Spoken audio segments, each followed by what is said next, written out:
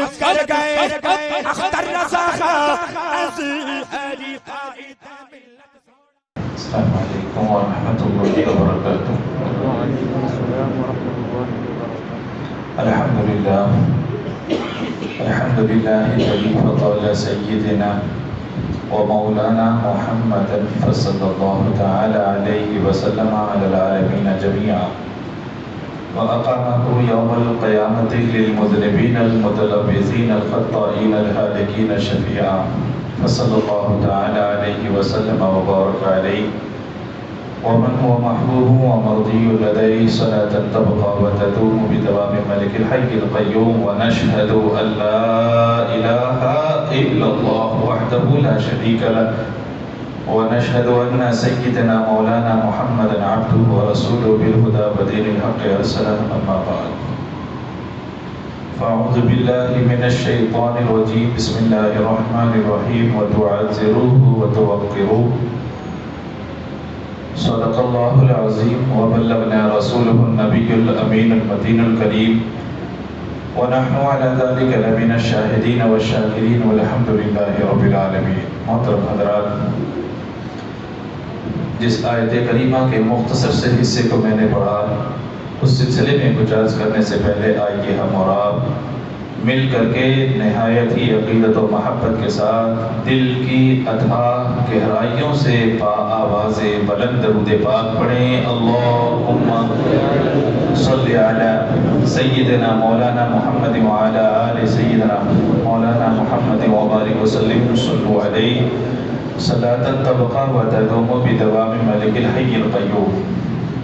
محترم حضرات، ربیع الاول شریف کا مہینہ چل رہا ہے اور یہ وہ متبرک مہینہ ہے کہ نبی پاک صلی اللہ تعالی علیہ وسلم کا اس میں باقاعدہ طور پر میلاد منایا جاتا ہے۔ میلاد کا مطلب آپ کی پیدائش کا دن متعین ہے اور اس دن کو اہم سمجھا جاتا ہے، بلکہ ہم یوں کہہ لیں کہ میلاد ہماری عبادت کا ایک حصہ ہے۔ مسلمان کے لیے دو ہی سب سے بڑی نعمت ہے، دو ہی سب سے بڑی نعمت ہے۔ ایک اللہ سے محبت کرنا اور دوسرا رسول اللہ سے محبت کرنا۔ یہ وہ دولت ہے کہ جس دولت کو کسی دولت کے ذریعے سے خریدا نہیں جا سکتا، جو بک جائے وہ محبت کرنے والا نہیں، اور جو محبت کرنے والا ہے وہ کبھی بکا نہیں کرتا۔ سرکار کا میلاد بڑے ہی طمطراق کے ساتھ منانا چاہیے۔ ایک شخص اپنی اولاد کے یوم پیدائش مناتا ہے، گھر کو پینٹ کرواتا ہے، اچھے کھانے بنواتا ہے، دوست احباب کو مدعو کرتا ہے، اپنے چاہنے والوں کو بلاتا ہے، وہ سب جائز ہے۔ تو رسول کا میلاد تو وہ میلاد ہے کہ جن کے صدقے میں اللہ نے کائنات کو پیدا فرمایا۔ یہ دعوت، یہ مہمان، یہ اہل و عیال، خیش و اقارب، یہ محلے والے، یہ رشتہ دار، یہ شہر، یہ ملک، یہ دنیا اور دنیا میں پیدا کی جانے والی ساری چیزیں اللہ نے جو پیدا فرمائی ہیں وہ رسول اللہ کے صدقے میں پیدا فرمائی ہیں۔ واضح لفظوں میں ارشاد فرمایا، لولا کا پیغمبر اگر آپ نہ ہوتے لما خلقت الافلاک، تو زمین و آسمان تھوڑے ہی نہ پیدا کیے جاتے۔ یہ سب کچھ جو بنایا گیا وہ آپ کے لیے بنایا گیا، تو جب ان کے لیے بنایا گیا تو ہم ان کا نہیں گن گائیں گے تو کس کا گن گائیں گے؟ دنیا داروں کی تعریف کرنا یہ لعنت ہے، اور رسول اللہ صلی اللہ تعالی علیہ وسلم کی نعت مبارکہ پڑھنا، تعریف کرنا، آپ کے شمائل کو بیان کرنا یہ عبادت کا حصہ ہے۔ دنیا داروں کی تعریف کہتے ہیں کہ اگر وہ اس کا مستحق نہیں ہے تو یقیناً یہ لعنت کا سبب ہے۔ آج ہمارے معاشرے میں یہ بات بہت زیادہ رائج ہے کہ کوئی بھی ایک لیڈر آ جائے، کوئی کچھ بھی آ جائے، زمین و آسمان ملا دیا کرتے ہیں کہ ان جیسا کوئی ہے ہی نہیں، کائنات میں ایک ہی رب ہے، ایک ہی ذات ہے جس نے ایک ذات کو ایسا بنایا کہ اس جیسا کوئی نہیں، ایک ہی ذات ہے کہ اس کو ایسا بنایا کہ اس جیسا کوئی نہیں ہے، باقی تو سب جیسے، صحابہ کرام میں بھی ایک دوسرے جیسے، اولیاء اللہ میں بھی ایک دوسرے جیسے، عام انسانوں میں بھی ایک دوسرے جیسے، بس وہی ہے تجھے یک نے یک بنایا، تجھے حمد ہے خدایا، تجھے حمد ہے خدایا۔ اس ذات مبارکہ نے ایک ایسی ذات بنائی جس کو یہ کہا جا سکتا ہے کہ اب اس جیسی ذات نہ پہلے آئی تھی نہ صبح قیامت تک آئے گی، اور ان کا ذکر دنیا میں بہت سارے غموں کا مداوا ہے، بہت سارے غموں کو دور کرنے کا ذریعہ ہے۔ یہ اللہ نے دل بھی ایک ہی بنایا انسان کا، چند دل نہیں ہے، یہ جو دل ہے وہ ایک ہی ہے۔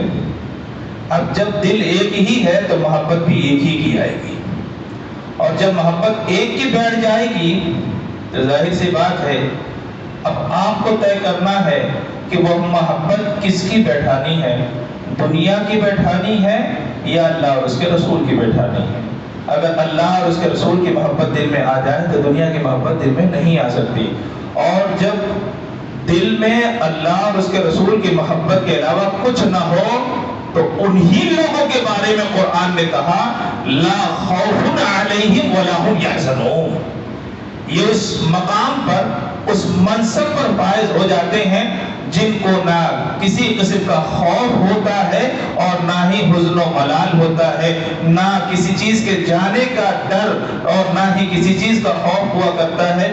کیوں؟ سب کچھ معلوم ہے کہ رب نے بھیجا ہے، رب ہی بلائے گا اور رب ہی کے مطابق ہم کو زندگی گزارنا ہے۔ اسی نے فرمایا کہ فَلْيَفْرَحُوا، میری نعمتوں پر خوشی کا اظہار کیا کرو، تو اللہ کے رسول صلی اللہ تعالیٰ علیہ وسلم کی پیدائش مبارکہ سارے عالم کے لیے رحمت ہے، اسی لیے ہم خوشی کا اظہار کیا کرتے ہیں۔ یہ خوشی کا اظہار کرنا یہ عبادت ہے۔ جو وہ لوگ کم ظرف ہیں، آج بھی کچھ لوگوں کی زبانیں چلتی ہیں، بولتے ہیں کہ یہ امبیڈکر جینتی، گاندھی جینتی جیسے منایا جاتا ہے ویسے تم بھی مناتے ہو، شرم آتی ہے ایسے لوگوں کو مسلمان کہتے ہوئے۔ ہم اپنے ایمان کے ساتھ ان کی پیدائش مناتے ہیں، ہم اپنے ایمان کے ساتھ رسول اللہ صلی اللہ علیہ وسلم کی پیدائش مبارکہ مناتے ہیں۔ میلاد کی رات بھر ذکر ہوتا ہے، کوئی ضروری نہیں کہ گلی میں جلسہ ہو تبھی اچھا ذکر ہے، نہیں، گھروں میں بھی ذکر کیا جاتا ہے۔ لوگ پڑھنے والے کثرت سے درود پڑھتے ہیں، جمعہ کے دن باقاعدہ طور پر اہتمام ہوتا ہے درود شریف کا، عیدین میں اہتمام ہوتا ہے، ہر اچھے موقع پہ درود پاک کا اہتمام ہوتا ہے۔ جب 12ویں کی شب آتی ہے تو رات بھر آدمی ذکر کرتا ہے، رات بھر اللہ کے رسول صلی اللہ علیہ وسلم کا ذکر کرتا ہے۔ صبح کے وقت قصیدہ بردہ شریف وغیرہ پڑھا جاتا ہے۔ قصیدہ بردہ شریف ہے کیا؟ بھائی رسول اللہ کی تعریف ہی تو ہے، یہ رسول اللہ کی نعت ہی کا تو نام ہے۔ جب باقاعدہ پڑھا جاتا ہے، باقاعدہ سنا جاتا ہے، باقاعدہ سنایا جاتا ہے، اور پھر کثرت سے درود پاک پڑھا جاتا ہے، یہی تو میلاد ہے، یہی تو میلاد ہے۔ ہم تھوڑے ہی نہ کوئی ہار لے جا کر کے کسی کی سمادھی پر چڑھاتے ہیں۔ یاد رکھو ہم کسی کی صفائی اپنی نہیں دے رہے، باخدا ہمارا مذہب، ہمارا عقیدہ کل بھی سچا تھا، صبح قیامت تک سچا رہے گا۔ ہم جو کچھ کرتے ہیں یقین کے ساتھ کرتے ہیں، شبہے کے ساتھ نہیں کیا کرتے۔ جو لوگ تشبیہ دے دیتے ہیں کہ یہ ایسے ہی ہے، تو ان جیسا تو اللہ نے بنایا ہی نہیں، تو جیسے کا سوال کہاں سے اٹھے، جیسے کا سوال کہاں سے اٹھے؟ اور ہمارے لیے تو یہ بڑی سعادت مندی کی بات ہے۔ دیکھو یاد رکھو، میلاد ہم نے کم منانا شروع کیا، تبھی دنیا نے زبان کھولنا شروع کی ہے۔ آج پوری دنیا میں ہنگامہ چل رہا ہے فرانس کا، چل رہا ہے کہ نہیں چل رہا؟ رسول اللہ کے خاکے پھیلائے گئے۔ اچھا ایک چیز اور بول دیتا ہوں، آپ کو میسج کچھ بھی آئے، واٹس ایپ کچھ بھی آئے، کوئی بھی پیغام آئے، آپ کو فارورڈ کرنے کی ضرورت نہیں، پھیلانے کی ضرورت نہیں ہے۔ جوتیاں پیر میں ہی اچھی لگتی ہیں، سر پہ نہیں رکھا جاتا۔ کھانا اگر خراب ہو جائے تو دوسرے کے سامنے نہیں پیش کیا جاتا، اسے پھینک دیا جاتا ہے۔ یہ غلط ہے، حرام ہے جو کیا جا رہا ہے۔ آپ کو پھیلانا نہیں ہے، جس کے پاس آئے وہی ڈیلیٹ کر دو، ختم کر دو۔ میں نے پہلے ہی کہا، جوتیاں پیر میں ہی اچھی لگتی ہیں۔ گندے عقیدے والے لوگ اور ان کے گندے عقیدے وہ ہماری جوتیوں میں لگی ہوئی دھول کے برابر بھی نہیں کیا کرتا۔ تمہارا مذہب بہت ہی معطر ہے، بہت ہی پاکیزہ ہے۔ تمہارا مذہب وہ مذہب ہے کہ جس مذہب کو سمجھ لیا جائے تو یقیناً دنیا اسی کے پیچھے پڑ جائے۔ اچھا دیکھو ایک بات سیدھی سادھی ہے، جس میں کچھ ہوتا ہے نا لوگ اسی کے ہی خلاف کچھ بولتے ہیں، جس پہ کوئی دم نہیں ہوتا، مرنے والے کو کوئی پوچھتا نہیں ہے۔ جو پہلوان ہوتا ہے نا دنیا میں اسی کو پوچھا جاتا ہے، اور جو مرا ہوا انسان ہو، چارپائی پہ پڑا ہوا ہو، مرنے کے قریب ہو، نہ اٹھ سکتا ہو نہ چل سکتا ہو، اس کے بارے میں کوئی پوچھتا نہیں ہے۔ مسلمانوں اسی طرح سے ہمارے مذہب کے خلاف یہ جو زبانیں کھولی جا رہی ہے تو اس سے سمجھ میں آتا ہے دمدار مذہب کے تم چاہنے والے ہو، تم کسی کمزور مذہب کے ماننے والے نہیں ہو، باخدا تم دمدار اور قوت والے مذہب کے ماننے والے ہو، جس کا رسول بھی آج بھی زندہ ہے، جس کا خدا بھی آج بھی زندہ ہے، صبح ہمیشہ کے لیے زندہ رہے گا۔ ہم اس عقیدے کے ساتھ جیتے ہیں، ہمارا رب زندہ تھا، زندہ ہے، ہمیشہ زندہ رہے گا۔ رسول پاک صلی اللہ تعالی علیہ وسلم کو ایک آن کے لیے موت آئی، اور قبر شریف کے اندر جیسے زمین کے اوپر زندہ تھے ویسے ہی زمین کے نیچے زندہ ہے۔ اسی لیے اللہ رب العزت نے جو کلمہ عطا فرمایا، صبح قیامت تک جو کلمہ ہماری زبان سے نکلتا ہے وہ یہ نکلتا، لا الہ الا اللہ محمد رسول اللہ صلی اللہ علیہ وسلم، اللہ کے علاوہ کوئی معبود نہیں، اور محمد صلی اللہ تعالی علیہ وسلم اللہ کے سچے رسول ہیں۔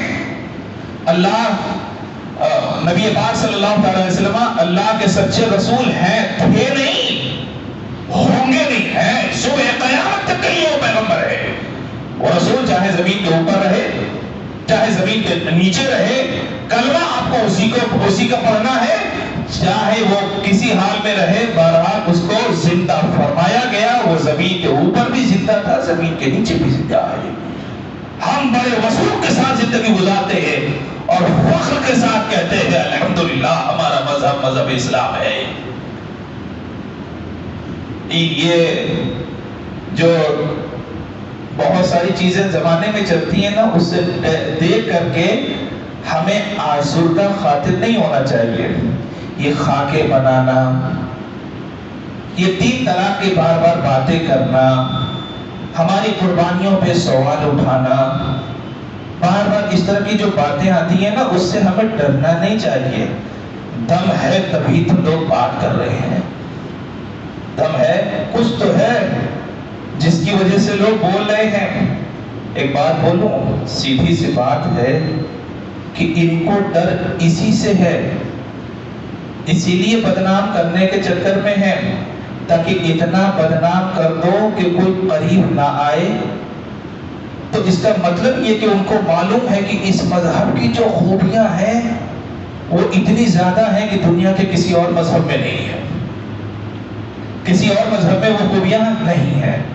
یہ اپنی چال چل رہے ہیں، یہ اپنی سازشیں کر رہے ہیں، اور یہ آج سے نہیں ہے، یہ آج سے نہیں ہے۔ ہمیں اس بھرم میں نہیں رہنا چاہیے کہ یہ آج کا معاملہ ہے، نہ، مذہب جب سے آیا ہے تب سے ہی یہ چل رہا ہے اور صبح قیامت تک رہے گا۔ اور یہی ہمارے مذہب کی حقانیت ہے کہ لوگ اس کے بارے میں انگلیاں اٹھاتے ہیں کیونکہ اس کے اندر اتنی خوبیاں ہیں، وہ خوبیوں سے اتنے خائف ہیں کہ اگر اسی طرح سے پھیلتا رہا تو وہ کہاں جائیں گے، ان کا ملک کہاں جائے گا، ان کا ملک کہاں جائے گا۔ مذہب اسلام میں اللہ نے اتنی خوبیاں پیدا فرمائی ہیں کہ آپ اس کو گننا بھی چاہیں تو گن نہیں سکتے۔ ہاں ضرورت اس بات کی ہے، بار بار بولا کرتے ہیں، ضرورت اس بات کی ہے، خوبیاں تو ہیں، اس کو اپناؤ بھی تو، اس کو اپناؤ، اس کو مانو۔ تو یہ جو ساری چیزیں ہوتی ہیں، یہ خاکیں ہیں، تو ہم تشدد کے خلاف ہیں۔ ہمارے دل میں، ہمارے مذہب میں جو سکھایا گیا وہ یہی سکھایا گیا ہے کہ موت سب سے بہتر وہ ہے جو شہادت کی موت ہو۔ کھلے لفظوں میں بول رہا ہوں، اگر کوئی دنیا کے لیے جیتا ہے تو وہ جی لے اپنے طور پر، بخدا مسلمان دنیا کے لیے نہیں جیتا نہ، دنیا مسلمان کے لیے بنائی گئی ہے، مسلمان دنیا کے لیے نہیں بنایا گیا، مسلمان دنیا کے لیے نہیں بنایا گیا۔ کتنی دولت، کتنی ثروت ممالک کے ممالک فتح ہوتے، لیکن حضرت عمر رضی اللہ تعالیٰ عنہ کا لباس مبارکہ دیکھو، فرماتے ہیں کہ 9 سے لے کر کے 17 پیوند لگے رہا کرتے۔ خود نبی پاک صلی اللہ تعالیٰ علیہ وسلم کے گھر میں دولت آتی، سرکار ایک نماز کا وقت گزرنے سے پہلے اسے تصدق فرما دیتے، صدقہ فرما دیا کرتے۔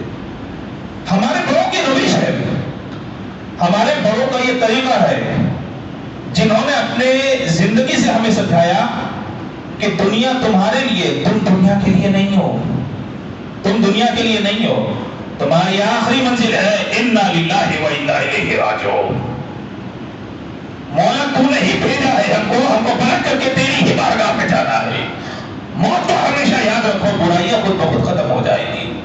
دنیا نے تو زندگی کا اتنا پیغام دیا، اتنا پیغام دیا، یہ زندہ رہو گے تو یہ بلڈنگ بناؤ گے، وہ ممالک بنیں گے، اتنا انشورنس ہوگا، اتنی تجارت بڑھے گی، دنیا بھر کے معاملات میں اتنا پھنسا دیا کہ انسان موت سے ڈرنے لگا، انسان موت سے ڈرنے لگا۔ اس انسان کو موت سے ڈرنے کے لیے نہیں پیدا فرمایا گیا تھا، اس انسان کو یہ بتایا گیا تھا کہ موت تمہاری یہ اللہ سے قرب کا ذریعہ ہے، زندگی سے محبت کرتے ہو تو موت سے بھی محبت کرنا سیکھو۔ ہمارا مذہب یہ ہمیں سکھایا کرتا ہے۔ تو بہرحال یہ جو چیزیں دنیا میں چل رہی ہیں، یہ ہو رہا ہے، وہ ہو رہا ہے، اس سے یہ نہیں سمجھنا کہ ہمارا مذہب غلط ہے، ہمارا مذہب صحیح ہے تبھی تو کوئی بولنا ہے۔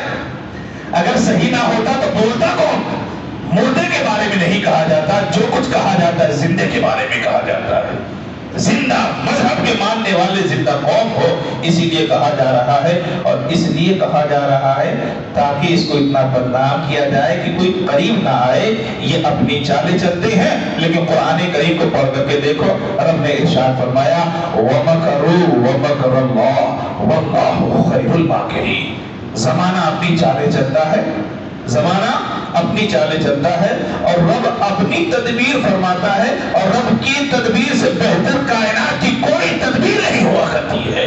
یہ زمانہ آپ دیکھ لیں گے کہ جتنا بدنام کیا جا رہا ہے، نفرتیں پیدا کی جا رہی ہیں، یہی نفرت کا پیدا کرنا اسلام سے قرب کا ذریعہ بنے گا، اور دامن اسلام میں یہ قوم ضرور انشاءاللہ وابستہ ہوتی چلی جائے گی۔ محترم، میں کسی کو دہشت گردی کی تعلیم نہیں دے رہا ہوں، میں آپ کو بتا رہا ہوں کہ آپ کا مذہب کیا ہے، آپ بھی مذہب کی صحیح پہچان کرواؤ۔ یقیناً دنیا میں ایسے لوگوں کی آج بھی کثرت ہے جو اچھائی کو قبول کرنے کے لیے تیار رہا کرتے ہیں، بس یہ ہے کہ ان تک صحیح پیغام پہنچا نہیں کرتا۔ آج دیکھو پیغمبر کے بارے میں گستاخیاں کی جا رہی ہیں نا۔ بہت زمانے پہلے جب ہارون رشید کا زمانہ تھا، اس وقت ہارون رشید نے وقت کے امام حضرت امام مالک سے پوچھا، امام مالک رضی اللہ تعالیٰ عنہ سے پوچھا کہ اگر کوئی سرکار کی شان میں گستاخی کرے تو کیا کرنا چاہیے؟ امت کیا کرے؟ امت کیا کرے؟ امت کا فریضہ کیا ہے؟ امام مالک نے سر جھکائے ارشاد فرمایا امت بدلا لے، امت بدلا لے۔ تمہارے دامن میں اللہ اور اس کے رسول کی محبت کے علاوہ ہے کیا؟ اگر اس پر بھی انگلی اڑ جائے تو پھر زندگی کس کام کی ہے؟ ارشاد فرمایا، صرف اتنا ارشاد فرمایا کہ امت بدلا لے، ٹھیک ہے؟ اب پھر ہارون رشید نے یہ کہا کہ اگر امت بدلا نہ لے تو اللہ اکبر، اس امام کی مطلب بہت جلال میں جب آ گئے، ارشاد فرماتے ہیں تب اس امت کو امت کہلانے کا حق حاصل ہے۔ آپ سمجھنے کی کوشش کرتے ہیں کیا کہا کہ اگر امت بدلہ لے سکتی ہے لے، اس کو تشدد کی نگاہ سے نہ دیکھا جائے، اس کو میرے پیغمبر کی عظمت کی نگاہ سے دیکھا جائے، اور اس سے تمہاری کمزوری باخدا نہیں ظاہر ہوتی، تمہاری مضبوطی ظاہر ہوتی ہے کہ مسلمان وہ ہے جو اپنے پیغمبر کے بارے میں دو طرح کی بات کبھی نہیں قبول کرتا۔ یہ وہ لوہا ہے جو پگھلا ہی نہیں پگھلا کرتا، یہ وہ قوم ہے جو پیغمبر کے بارے میں کبھی سودا بازی نہیں کیا کرتی۔ لوگ سمجھتے ہیں یہ تشدد ہے، باخدا یہی تمہارا ایمان ہے، یہی ایمان ہے، اور یہی ایمان ایسا ایمان ہے جس کا سودا دنیا نہیں کر سکتی۔ ہماری تاریخ اس بات کی گواہ ہے، کتنے ہی اللہ رب العزت نے اپنے محبوبوں کو پیدا کیا جنہوں نے برسر آپ گردن کو بھی کاٹا، مار بھی دیا، سب کچھ کیا، اور کس کا؟ جو سرکار کی شان میں گستاخی کرتے ہیں۔ زمانہ کہتا ہے یہ تو دہشت گردی ہے، باخدا یہ دہشت گردی نہیں ہے، یہ تمہارے ایمان کے مضبوط ہونے کی علامت ہے۔ ہمیں بتایا گیا، ہماری فطرت میں یہ ڈالا گیا ہے، دنیا تمہارے لیے نہیں بنائی گئی ہے، جو دنیا کے لیے مرتے ہیں وہ مومن نہیں ہے، جو اللہ اس کے رسول کے لیے جیا کرتے ہیں حقیقت میں وہی مومن ہے۔ ہمارا ایک پیغام دنیا کو یہ بھی جاتا ہے کہ مسلمان وہ قوم ہے جو اپنے رسول کے بارے میں کچھ بھی برداشت نہیں کر پائے گی۔ اپنے ایمان کے بارے میں یہ قوم اتنی مضبوط ہے کہ دنیا میں کسی طرح کی اس کے ساتھ سودا بازی نہیں کی جا سکتی۔ لوگ سمجھتے ہیں کہ ہم اس سے بہت پیچھے آ رہے ہیں، الحمدللہ تمہیں آگے بڑھانے والا تمہارا رب ہے، تمہاری حفاظت فرمانے والا تمہارا رب ہے، تمہیں پیدا کرنے بھی والا وہی ہے اور موت دینے والا بھی یہی ہے، وہی ہے۔ تو آج ضرورت ہے کہ بجائے اس کے کہ ہم اس شش و پنج میں چلیں کہ دنیا کیا کر رہی ہے، آپ کو دنیا کے پیچھے نہیں چلنا، آپ کو یہ دیکھنا ہے کہ ہمارا مذہب کیا کہہ رہا ہے، ہمارا اسلام کیا کہہ رہا ہے۔ تجھے یک نے یک بنایا، اللہ رب العزت نے خود، اللہ ایسا اس جیسا ثانی نہیں، رسول اللہ کو بھی بنایا تو ایسا بنایا کہ آپ کا بھی کوئی ثانی نہیں، آپ کا کوئی ثانی نہیں ہے۔ دنیا کا ایک انسان دکھا دو جس کے جسم پر مکھی نہ بیٹھتی ہو، کوئی ایسا انسان ہے؟ دنیا کا ایک انسان دکھا دو جس کے پسینے سے خوشبو آتی ہو، کوئی انسان ایسا لا کر کے دکھا دو کہ بغیر خوشبو لگائے بھی اس کے جسم سے ایسی مہکتی ہوئی خوشبو پھوٹتی ہو کہ ہماری خوشبو کو تو ہوا اڑا لے جاتی ہے، لیکن ان کی خوشبو کو کبھی ہوا اڑا کر کے لے کے نہیں گئی۔ دنیا کا ایک انسان دکھا دو جس کا بچہ پیدا ہو تو اس نے دونوں ہاتھ زمین پر ٹیک کر کے رب کی بارگاہ میں سجدہ کر کے کہا ہو سبحان ربی الاعلی۔ کائنات کا کوئی ایک انسان ایسا دکھا دو جس نے اپنے رب کی اتنی تسبیح و تحلیل بیان کی ہو جتنے میرے پیغمبر اعظم نے تسبیح و تحلیل بیان کی۔ آخر ہم ان کا نہیں گن گائیں گے تو بتاؤ کس کا گن گائیں گے؟ اللہ اکبر۔ آپ کو معلوم ہے حضرت آمینہ رضی اللہ تعالیٰ عنہ، حضرت آمینہ رضی اللہ تعالیٰ عنہ فرماتے ہیں سرکار میرے بدن میں آئے اور حضرت عبداللہ جو سرکار کے والد ہیں رضی اللہ تعالیٰ عنہ، کچھ دنوں کے بعد انتقال ہو گیا. ابھی سرکار پیدا نہیں ہوئے تھے. شوہر کا انتقال ہو جائے تو عورت عدت میں بیٹھتی ہے نا، عورت عدت میں بیٹھتی ہے نا. عدت میں کیا احکام ہے آپ کو یہ معلوم ہونا چاہیے. عورت زیب و زینت نہیں کر سکتی، بہت زیادہ زیورات کا استعمال نہیں کر سکتی، خوشبو کا استعمال نہیں کر سکتی، عام طور پہ باہر نہیں نکل سکتی. اچھا، ایک غلط چیز ہمارے یہاں بہت رائج ہے، وہ یہ ہے کہ اگر عدت کے دنوں میں عورت اگر 2-4 دن کے لیے باہر چلی جائے تو لوگ اس کی عدت کو بڑھا دیتے ہیں. یہ غلط ہے. اس کا گھر سے باہر نکلنا بلا ضرورت یہ جائز نہیں ہے، لیکن اگر پھر بھی نکل گی تو وہ گنہگار ہے. گنہگار ہونے کی وجہ سے اس کی عدت بڑھ جائے ایسا نہیں ہے. گنہگار اپنی جگہ پر ہے، گنہگار مانی جائے گی. اس کا نکلنا، اس کا دوسروں سے ملنا، شادی بیاہ میں جانا، یہ سارے جو مراسم ہے اس کی وجہ سے گنہگار ہے. لیکن ایسا نہیں ہے کہ 1 ہفتے کے لیے باہر چلے گئے تو اب عدت جو ہے وہ بھی 1 ہفتے کے لیے بڑھا دی جائے، ایسا نہیں ہے. اس میں اضافہ نہیں ہوگا. اللہ نے عدت کو متعین فرمایا ہے، زوالی ہے تو فرماتے ہیں کہ شوہر نے طلاق دے دی تو 3 حیض اس کی عدت ہے، اور اگر 55 سال سے زیادہ ہے تو فرماتے ہیں 3 مہینے ہیں، اور شوہر کا انتقال ہو گیا تو فرمایا 4 مہینے 10 دن ہے. یہ عدت کا شمار اللہ رب العزت نے ہر ایک کو قرآن کریم میں بیان فرمایا. حضرت آمنہ رضی اللہ تعالیٰ عنہ فرماتی ہے کہ حضرت عبداللہ رضی اللہ تعالیٰ عنہ نبی پاک صلی اللہ تعالیٰ علیہ وسلم کے والد محترم جب انتقال کر گئے تو ظاہر سی بات ہے عدت کے ایام شروع ہوئے. اور جب عدت کے ایام شروع ہوئے، عدت میں کیا ہوتا ہے؟ عورتیں گھر میں رہتی ہیں، زیب و زینت نہیں کرتی ہیں. سب سے بڑی بات، خوشبو کا استعمال نہیں کر سکتی. قریش کی کچھ عورتوں نے حضرت عبد المطلب جو نبی پاک صلی اللہ تعالیٰ علیہ وسلم کے جد امجد دادا ہے، اور سے شکایت کی کہ آمنہ پر آپ نظر رکھیں. کہا کیوں؟ کہا آمنہ احکام عدت کو پورا نہیں کر رہی ہیں. آپ نے ارشاد فرمایا کیا ہوا؟ ہمارے ہی گھر سے ہی احکام جاری ہوتے ہیں، ہمارے گھر کی عورتیں پورا نہ کریں، ایسا کیسے ہو گیا؟ عورتوں نے شکایت کی تھی کہ عبد المطلب آپ کو اس بات کی اطلاع نہیں ہے. آمنہ ابھی بھی باقاعدہ طور پہ بہت زیادہ خوشبو کا استعمال کرتی ہے، اور اتنا کرتی ہے کہ گھر کا گھر معطر رہتا ہے، اور جس مجلس میں آپ بھی چلی جاتی ہے وہ مجلس کی مجلس معطر ہو جایا کرتی ہے. آپ منع کریں، ایام عدت میں ان چیزوں کے لگانے کی اور استعمال کرنے کی اجازت نہیں ہے. آمنہ اس کے باوجود بھی وہ کر رہی ہے کام جو دوسری عورتوں کو اجازت نہیں ہے، تو پہلے آپ ان کو منع کریں.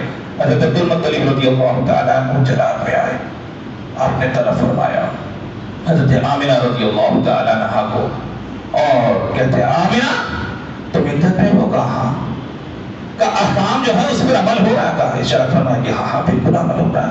اب حضرت عبد المطلب کو خوشبو آنے لگی، خوشبو آنے لگی، اور ارشاد فرماتے ہیں آمنہ تم عدت میں رہتے ہوئے بھی تو خوشبو کا استعمال کر رہی ہو؟ آپ نے کہا میں نے کبھی خوشبو کا استعمال نہ کیا.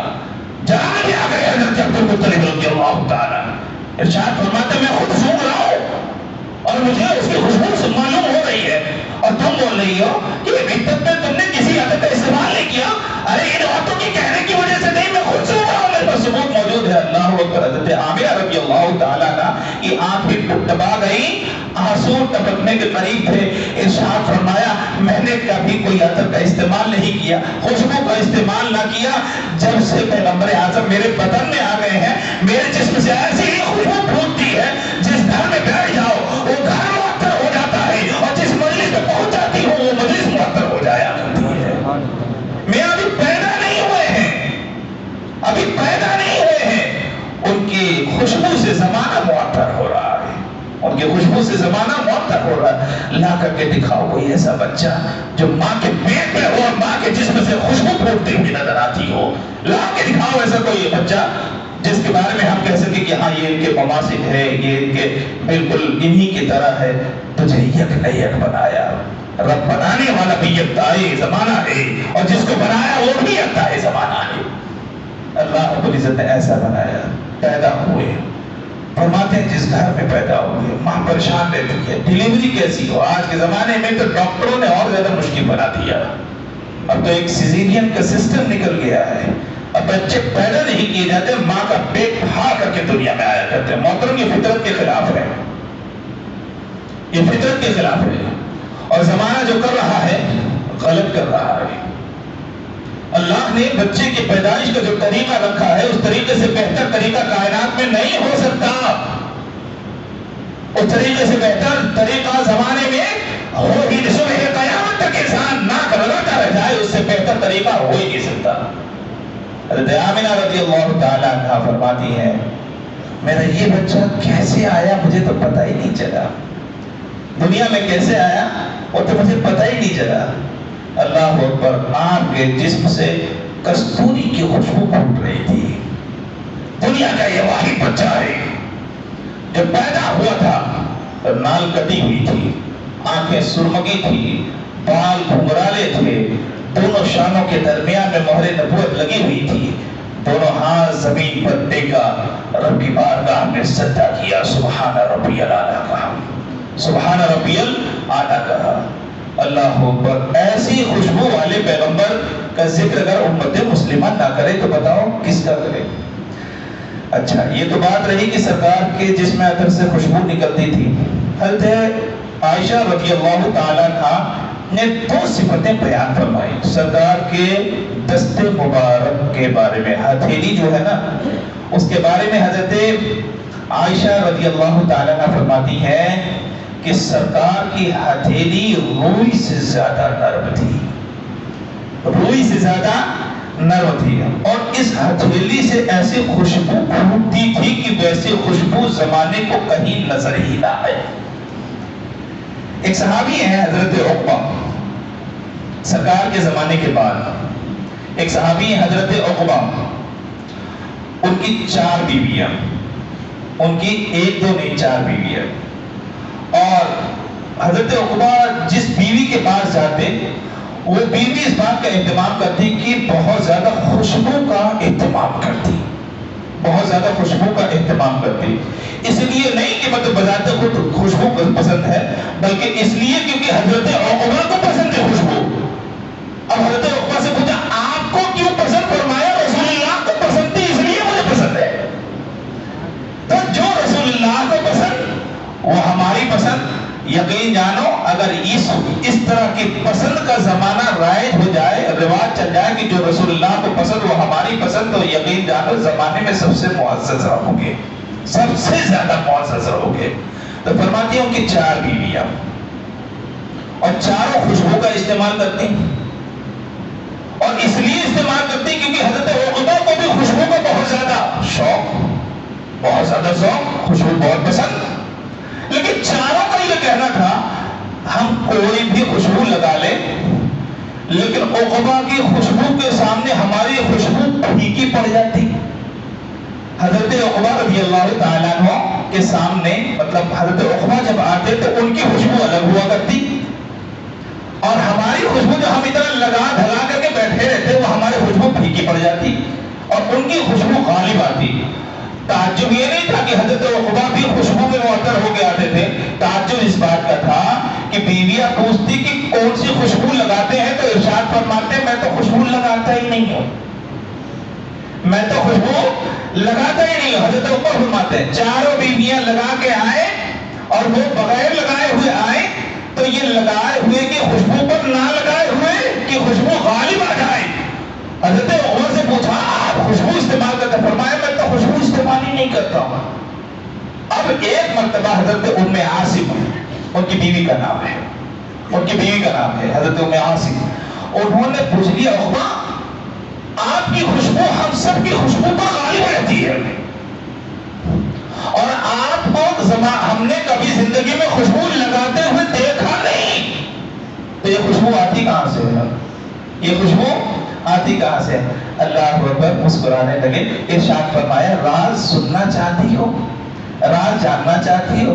عرض کیا شریک حیات ہے، ہم کو حق ہے راز جاننے کا، ہم کو حق ہے، آپ کی بیوی ہونے کی حیثیت سے ہم کو راز جاننے کا حق ہے۔ اللہ اکبر، مسکرانے لگے، ارشاد فرمایا گرمی کا زمانہ تھا اور میرے پورے جسم پر آملے پھوٹ گئے تھے، میرے جسم پر دانے نکل گئے تھے، ایک تو گرمی، اوپر سے عرب کی گرمی اور زیادہ، پورے جسم میں دانے نکل گئے تھے. میں روتا ہوا نبی پاک کی بارگاہ میں پہنچا، روتا ہوا، درد نہیں برداشت ہوتا تھا. اتنا درد ہوتا ان دانوں میں، ان آبلوں میں، ان پھنسیوں میں اتنا درد ہوتا، پورے جسم میں نکلے ہوئے تھے، پیٹ پہ، پیٹ پر بھی، پیٹ پر بھی، ہر جگہ. ایک دم بلبلا جاتا، آنکھوں سے آنسو جاری ہو جاتے. سرکار کی بارگاہ میں عرض کیا تھا، اللہ کے پیغمبر زمانہ مداوع کرے نہ کرے، آپ چاہیں گے تو یہ ٹھیک ہو جائے گا، آپ چاہیں گے تو مجھے شفا حاصل ہو جائے گی. اللہ اکبر. سرکار مسکرائے، ارشاد فرمایا کرتا نکال دو، ارشاد فرمایا کرتا نکال دو. تو حضرت عقبہ کہتے ہیں میں نے کرتا نکال دیا، اور اس کے بعد سرکار نے اپنے ہاتھ کو ایک مرتبہ آگے والے حصے پر یعنی سینے پر پھیرا، اور ایک مرتبہ پیٹھ پر پھیرا. وہ دن ہے اور آج کا دن ہے کہ آج تک ایک آبلہ بھی نہ نکل پایا، ایک بھی آبلہ نہ نکل پایا. اور کمال تو یہ ہے کہ سرکار نے جب دست اقدس پھیرا تھا، اس وقت جتنی خوشبو آ رہی تھی آج بھی اتنی ہی خوشبو پائی جا رہی ہے. جس خوشبو کو تم بول رہی ہو کہ یہ ہم سب کی خوشبو پر غالب آ جاتی ہے، ارے غالب کیوں نہ آئے؟ رب نے تو انہیں غالب ہی بنا کر کے بھیجا نا، رب نے تو انہیں غالب ہی بنا کر کے بھیجا. تو یہ اس غالب کے غالب ہاتھ کی غالب خوشبو کا نام ہے، یہ اس غالب کے غالب ہاتھ کے غالب خوشبو کا نام ہے. یہ اس کا دست اقدس ہے کہ پھیر دے تو اللہ مردوں میں جان عطا فرما دے. تو یہ جو خوشبو ہے جس کو تم بول رہی ہو غالب آ جا رہی ہے، یہ عام خوشبو تھوڑی ہی نہیں، یہ تو سرکار کی عطا کی ہوئی خوشبو ہے. عطر لگاتے ہیں کتنے دن تک اس کا اثر رہتا ہے. ابھی لگا کر کے آیا، روئی میں لے کر کے آیا، مجھے کو ابھی نہیں سنائی دے، مجھے کو ابھی نہیں آ رہی ہے بو بار. تو دنیا کی عطر کا یہ حال ہے، اور ان کی عطر کا یہ حال، ان کی خوشبو کا یہ حال. حضرت انس کی والدہ حضرت ام سلیم، یہ حدیث مبارکہ، حضرت ام سلیم بڑی معتبر صحابیہ کا نام ہے. یہ انصار کی وہ صحابیہ اور وہ عورت ہے جو انصار کو تعلیم دیا کرتی، جو انصار کی عورتوں کو پڑھایا کرتی، اور بڑے بڑے مسائل جو لوگوں سے نہ حل ہوتے حضرت ام سلیم رضی اللہ تعالی عنہ کے پاس آ کر کے حل کرتے. حضرت انس بن مالک رضی اللہ تعالی عنہ کی والدہ کا نام ام سلیم ہے. فرماتی ہے سرکار کی دو خصوصیت، ایک تو سرکار کے جسم میں حرارت عام لوگوں سے زیادہ ہوتی ہے. آپ کا جسم بالکل ٹھنڈا نہیں رہتا تھا، آپ کے جسم میں تھوڑی سی حرارت رہتی تھی، گرماہٹ رہتی تھی پہلی. اور دوسری فرماتی ہے کہ سرکار نبی پاک صلی اللہ تعالی علیہ وسلم کو پسینہ کثرت سے آتا، پسینہ کثرت سے آتا، اور جب آپ آرام فرماتے تو اور زیادہ آیا کرتا، اور زیادہ آیا کرتا. تو حضرت ام سلیم فرماتی ہیں سرکار جب ہمارے گھر میں آتے تو ہم روکنے کی کوشش کرتے تاکہ سرکار تھوڑی دیر آرام فرما لے. آرام فرمائیں گے تو پسینہ نکلے گا، پسینہ نکلے گا تو ہم اس کو جمع کر لیں گے، ہم اس کو جمع کر لیں گے اور خوشبو کے طور پر استعمال کریں گے. حضرت ام سلیم رضی اللہ تعالیٰ عنہ سے یہ بھی مروی ہے، مدینہ پاک میں ایک بچی کی نکاح کا معاملہ آیا. اس کا باپ پریشان تھا، اس کا باپ پریشان تھا کہ کون سی عطر لگائی جائے. حضرت ام سلیم نے وہی سرکار کے پسینے کو جمع فرمایا. سرکار نے فرمایا لے جاؤ اور مل دو. آپ جانتے ہیں اس بچی کو جب وہی پسینہ ملا گیا پورا گھر اتنا معطر ہوا، اتنا معطر ہوا کہ زمانہ گزرنے کے باوجود بھی اس گھر سے سرکار کے پسینے کی خوشبو آیا کرتی تھی. یہاں تک کہ مدینے والوں نے اس گھر کا نام ہی خوشبو والا گھر رکھ دیا، خوشبو والا گھر رکھ دیا. اب ہم اور آپ عطر لگائیں تو کتنی دیر؟ بمشکل تمام 5 منٹ 10 منٹ. بہت عطار کی بکبکاہٹ کو سن کر کے لگائے تو بہت زیادہ جائے تو آدھا دن جائے. لیکن پیغمبر کی خوشبو کا عالم یہ ہے کہ اگر ہاتھ اور دست مبارک لگ جائے زندگی ختم ہو جاتی ہے، خوشبو ختم نہیں ہوا. اس کا ذکر کرے. اللہ تبارک و تعالیٰ کی بارگاہ میں دعا ہے مولا انہی کی محبت میں ہم سب کو جلائے, انہی کی محبت میں ہم سب کو موت بھی عطا فرمائے. وما علینا الا البلاغ.